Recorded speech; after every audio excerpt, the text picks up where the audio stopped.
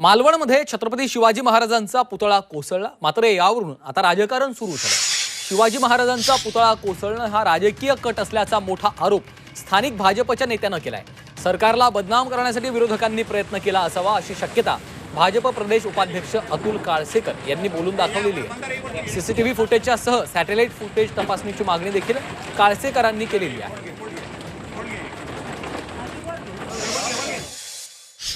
हा पुतळा कोसळणं हा एक मोठा राजकीय कट आहे असं आमचं म्हणणं आहे। ह्याचं कारण असं आहे की लाडकी बहीण असेल की विविध योजनांच्या माध्यमातून हे महायुतीचं सरकार हे लोकांपर्यंत खूप पॉप्युलर झालेलं आहे।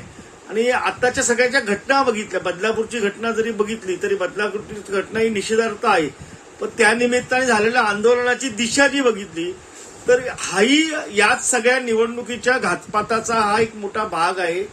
निवडणुकीच्या राजकारणामध्ये मुद्दाम सरकारला बदनाम करण्यासाठी ही घटना घडू शकते असं माझं म्हणणं आहे।